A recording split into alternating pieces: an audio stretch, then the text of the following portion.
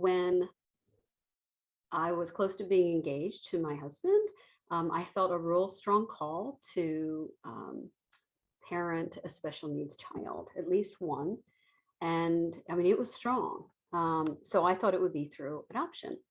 As it turned out, several years later, Henry was born, and right away, things weren't normal. Now, one of the things that's difficult as a special needs parent is that family and friends often don't understand. I got tremendous support from my family, and that said, nothing's wrong, nothing's wrong, nothing's wrong. And then from his family, well, you're just a bad mom, you don't know what you're doing, and you need to let him cry it out. So that's a difficult thing when people around you don't understand and you don't know what's going on. Started like most mothers in researching like crazy about all these things. We kind of go 110% trying to help our kids as moms. You feel like you're on your own because no one really knows what to tell you, and you just want to make this nightmare go away. The other thing then, what happened was then 3 years later, Eric was born. And of course, I was like on him like a hawk, watching for signs. And his presentation was different. I didn't see things from birth like I did with Henry. A constant theme that you will find is that parents have to constantly fight for what they need. So yeah, it's difficult. So here I was, I had two kids that had significant needs, and I saw my marriage doing this.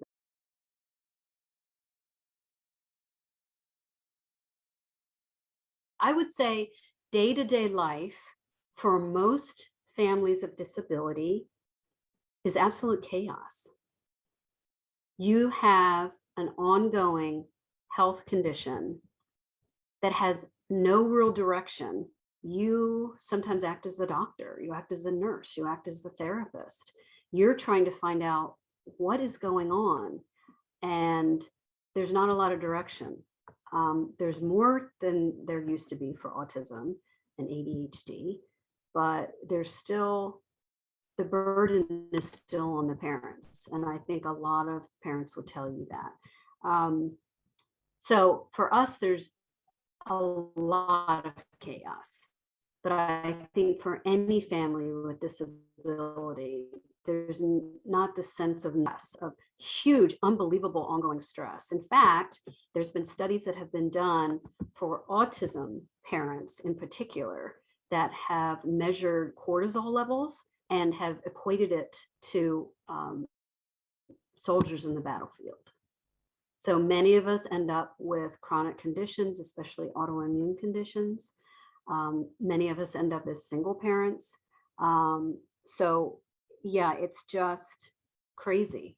A lot of anxiety, OCD that just is unrelenting. Some of these kids can't even go to school. So we're battling that right now, severe anxiety. Henry's had so much anxiety, he's had to go into a psychiatric hospital. So it's absolutely exhausting. And then if you add being a single parent onto that, what happens is then there's financial problems.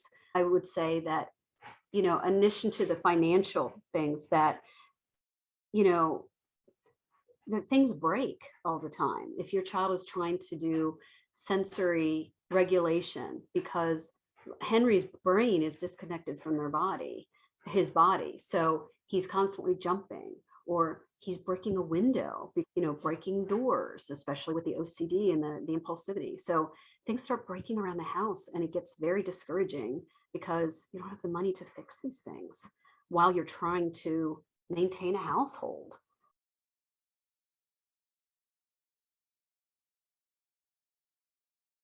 I've said this several times to people, is that I feel like my children's childhoods are longer than what I hear other people talk about.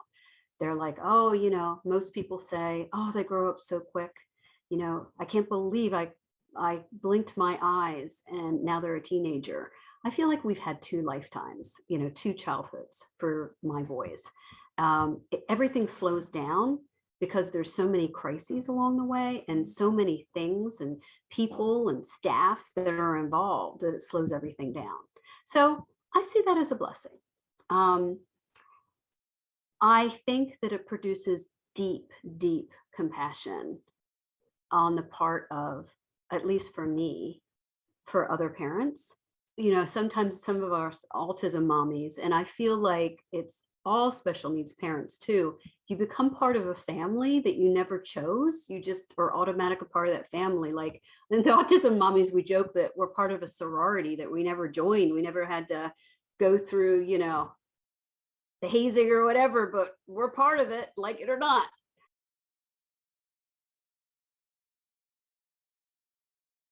I was desperate to be part of a church community. We had tried another place, actually in a different county, um, and it wasn't working. Part of it was because there was a distance away. It was a church that my husband wanted to go to. They tried, but they just didn't know what to do, um, and it fell flat in his face. So we went to Johnny and Friends, connected through a family therapist that I had, and got connected with people there. And one of those was Kathy Barlow, Kelly's mom. And what we found out was, later, I found out that Kelly was connecting the church to us and ministering to us, without anyone else knowing us. And I just was amazed, blessed and amazed. It made life easier for me. Um, and then when I realized the church, and again, this is God, because our neighbors on both sides were established, um, members of the church. I had prayed before we moved that, we would have godly neighbors. It's absolutely an amazing story. So when I reached out, I started coming to EBIC, and then said, is there any possibility, because I feel like this is where I should be, that you can help the boys? So there was a lot of talk. And what happened was the special needs moms in our fellowship group were the ones that stepped up. They got it. And they started being Henry's buddies. And it was going right along. And then as he got older, it was decided to start reaching out to some of the guys. So then the guys in my fellowship group stepped up, and these people became my family. What I had prayed for, what we needed, that they stood up and they did it. And I can never thank them enough, because we finally have a church family. And through the years, they have been faithful, faithful to be there for Henry, so that I could be there for church and fellowship group and learn and grow. It was my lifeline. It's really scary for me to think, if I didn't have that, plus, a therapist, but it wasn't just going to therapist isn't enough. I needed the body of Christ. And the boys have accepted Christ. My two boys with autism, that in many churches would have been turned away, because many special needs families are. They go from church to church to church because it's not known how to help them. They can't even get to church a lot of times. And we have been so embraced, again, a beautiful, beautiful testimony to EBIC and the people that are there trying to be the hands and feet of Christ. So, we have a big mountain now, that Henry is going through puberty, plus the pandemic. As many of our teenagers, it's thrown Henry over the edge. So he's been in the hospital. He's going to be coming home soon. And I don't know how long it is till he can come to church and I can come to church, because he's going to be going to an inpatient intensive program. Eric's struggling. He's going to struggle when Henry comes home. We're going to need support, in the fall. We may not be able to come to church. Oh, I also, because I have an autoimmune disease, I've also found out that I don't have protection from COVID. So I have a very strong possibility, because of my autoimmune disease, to end up in the ICU. So yeah, so might as well lay it out there, guys. We're going to need support, and we have gotten incredible love. from the church during this time that I've had my surgery. And my small group is just incredible.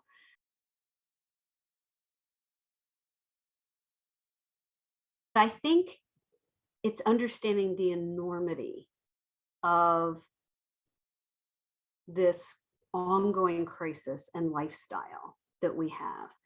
Like I said before, it's chaotic, it's scary, it's traumatizing. I've been told that I have PTSD just from living this all the time. Many special needs parents feel like I feel like I'm in a fishbowl often, where I see the rest of the world out there, but I feel detached from it, especially when all this has been going on with Henry. Um, I guess what I would say is we need probably more support, but we can't rely on just a few people because we we always have a feeling, at least I do, that eventually people are going to turn away. Eventually people are going to burn out. It's a sense of needing maybe occasional meals or um, others getting to know us so they could come in to be with them or to go with them, if possible, if there's not significant behavioral issues or um,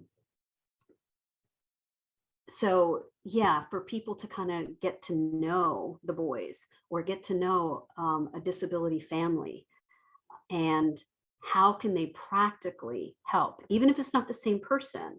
To be honest, sometimes we're on the edge and we're not that far from going down.